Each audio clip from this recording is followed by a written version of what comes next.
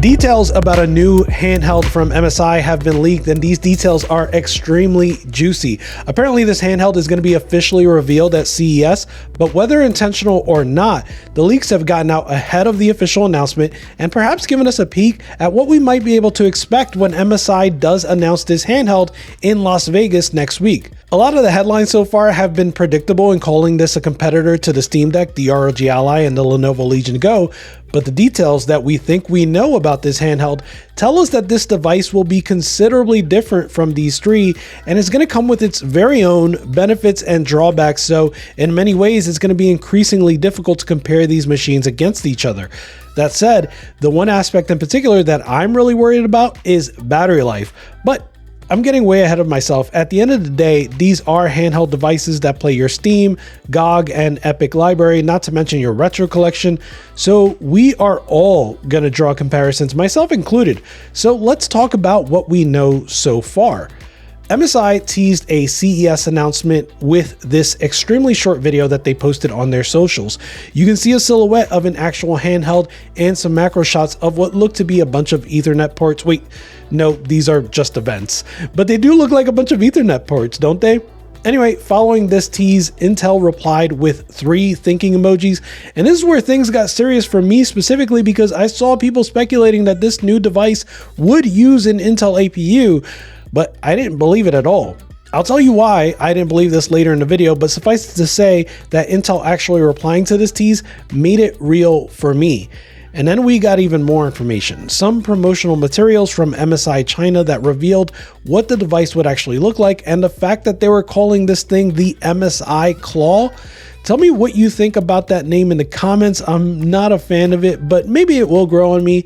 In any case, this render or picture or whatever it is looks to me a lot like the ROG Ally. The layout looks similar, with even the start and select and custom buttons at the top alongside the edges of the screen. The proportions seem similar as well, and that detail about proportion and size, by the way, it's going to be really important when we dissect this leak just a little bit more in a bit. The next big piece of information that came from some leaks was that yes, this handheld is in fact using an Intel APU. Here's where I need to shout out both Steam Deck HQ and videocards.com, who just did an incredible job of compiling the different pieces of information that the community was finding and latching onto. I'll leave links to both of those in the description if you want to see those sources. So the way we learned that this device was using the Intel Core Ultra 7 155H is actually by way of 2 Geekbench scores that were posted on the benchmarking site back in December 25th. The 2 scores are for the same device, the MicroStar International Claw. The 2 scores are pretty different from each other, which tells us that the tests were likely ran at 2 different wattages, and this is where things get tricky because we don't have any more detail about how these tests were run. Videocards.com has the TDP listed as 28 watts, and that seems consistent with laptops that currently have the same chip on board. The APU also has 16 cores, which is double what's in the Z1 Extreme, but it's honestly such a different architecture, it's difficult to compare unless you're doing side-by-side benchmarks. Interestingly, the score on Geekbench was taken with a whopping 32 gigabytes of RAM, which is a whole lot compared to the 16 gigabytes on either the Steam Deck or the Ally or the Legion Go. Like others, I suspect there will be a 16 gigabyte model for the MSI Claw, but we won't know more until next week. Finally, if you go to Intel's page for this chip, you'll see that 28 watts is listed as the processor base power, with 115 watts being listed as the maximum turbo power. So it may theoretically be capable of more, but a limit like that would be highly unlikely in a device like this. So let's analyze what we know so far. Most people, including myself, were initially speculating that this device would just use the same Z1 Extreme that the Legion Go and the ROG Ally were using. But yeah, MSI is bucking the trend and ditching AMD altogether. They're instead going to use an APU from Intel, who has been a long-standing partner of theirs.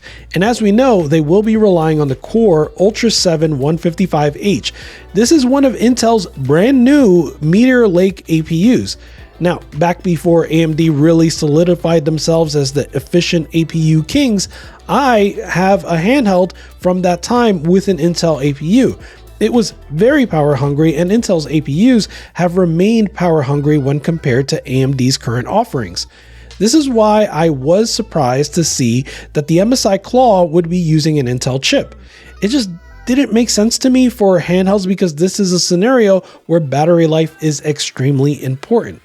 That said, Meteor Lake APUs are in fact a significant improvement in power efficiency when compared to previous outings from Intel. It does appear, however, that they overpromised and underdelivered, and that means that the community is just not terribly impressed. More importantly, when compared to the 7840U, the results are kind of mixed. The 155H pulls ahead in graphics, but the 7840U seems to retain the performance per watt crown by a significant margin. With that, let's go back to the size and the proportions of this device. The Steam Deck LCD has a 40 watt-hour battery, the ROG Ally has a 40 watt-hour battery, the Legion Go has a 49.2 watt-hour battery, and the Steam Deck OLED has a 50 watt-hour battery. Based on the render of the Claw, this feels like it's going to be closer to the 40 watt-hour side than the 50 watt-hour side, especially if more of the space inside the chassis is going to need to be used to cool this APU, since it does tend to run hotter than the 7840U. This all contributes to my speculation that the battery life on the MSI Claw is going to be, let's just say, rough.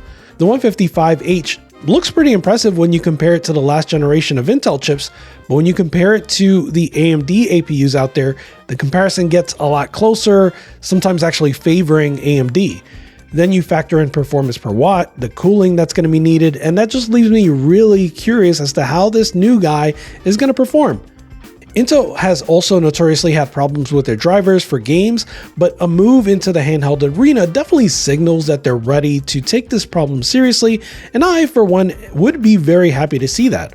In fact, that's the number one takeaway here. I'm really happy to see more competition. My current speculation is that Intel is maybe one generation away from really competing with AMD, but it's good to see them enter the arena because it seems like there's going to be a lot of growth in PC gaming handhelds in 2024, even outside of the Steam Deck. It seems like Valve is going to continue to hold it down for users like me, people that care less about power or Game Pass and more about things like Steam input and battery life. And then Asus, Lenovo, MSI, and inevitably Alienware, they're going to care more about the space that is trying to push performance. That leaves us with options and choices and competition, which is all great. But let me know what you think about these details. Are you going to be looking out for this announcement next week? Let me know in the comments. Deck Gang out. Goodbye.